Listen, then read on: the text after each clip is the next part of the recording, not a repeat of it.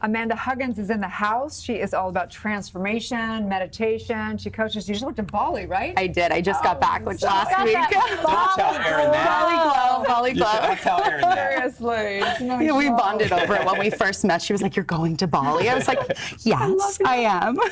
Take me with you. So tell us all about, take us back. How did you begin into this journey of transformation, becoming a transformational coach? Sure. So I am an anxiety and empowerment coach. So basically, I work with clients who are in some way struggling with anxiety, which I think we can all agree is sort of this umbrella term, right? It's not just anxiety. I think our society now kind of treats anxiety as this like Band-Aid thing. It's like, oh, you have anxiety, here's a pill. Oh, you have anxiety, go take a workout class. Where I'm working on a much deeper level because anxiety is sort of the umbrella.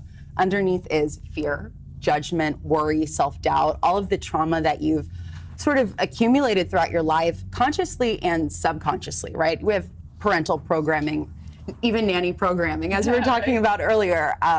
So it's really working with my clients to understand where they started to think and feel the way that they did, and not just saying, okay, cool, that's where my anxiety came from, now what?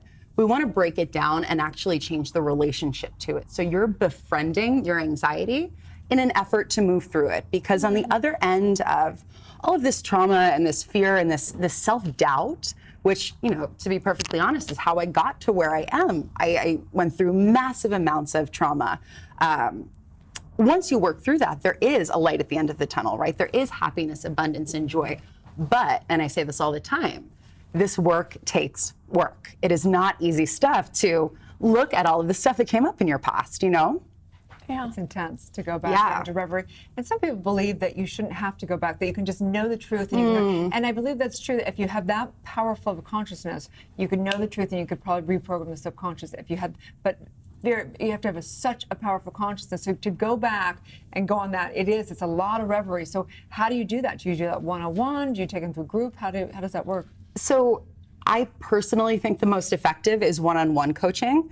I do offer group coaching. That's usually more for what I call triage. So I have like a holiday anxiety coaching group coming up, and that's more like, you know, I put out the question. I was asking, what are your biggest sources of holiday-related anxiety? So it was loneliness was the number one answer, dealing with family, of course, and then general overwhelm, right? So that's a very clear way to approach that. But in a one-on-one setting, I usually work with people for 6 months to a year minimum. And it's really understanding like, okay, give me your full life story. Who hurt you? What happened? How do you feel now? And then really taking a customized approach to, you know, I never tell someone what to do. I don't think that that's fair. I think that's also like really karmically negative. You're simply illuminating the path. You're asking questions and offering or really being this huge container of support as someone else goes through their journey. Really beautiful approach. So once a person has, and you, with your help, has identified sort of like what the source of their anxiety is, how do you help them befriend the anxiety so they can go beyond it? That's a good question. So I think the first thing is that it's usually not just one thing, right? It's a lifetime of behaviors. So let's find an example. Let's say, we can take my own story. That way I'm not calling any of my clients out.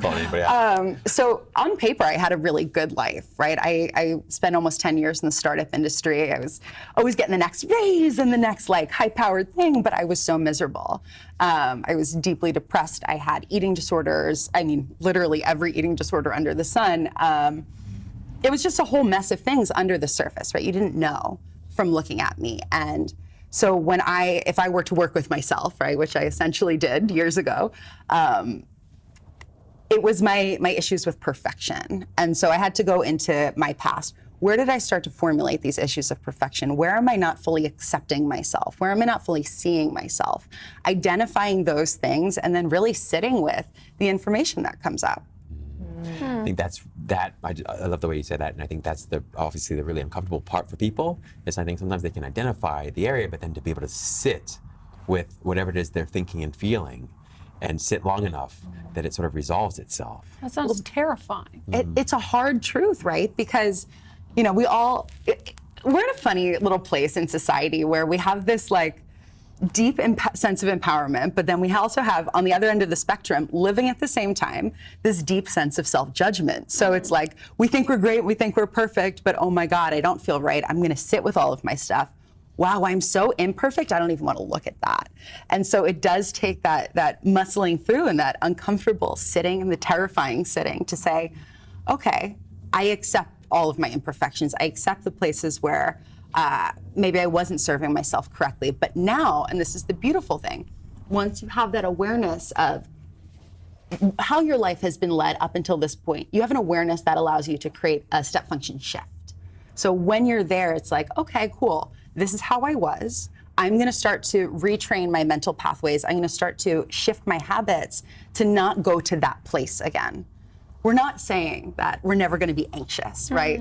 That I think a little bit of anxiety or nervousness, right? That's normal. We're looking to reduce the intensity and duration of those moments and break the patterns of self-doubt, the patterns of judgment, and really step into a new version of personal power. I love that. I love that. And you're down in the Venice area? So I am in Venice and Santa Monica. You do meditation and yoga and a bunch of stuff also, right? Yeah. So, AKA the feisty yoga. Yeah. so I had to have a little funeral. My former Instagram name was the Feisty Yogi.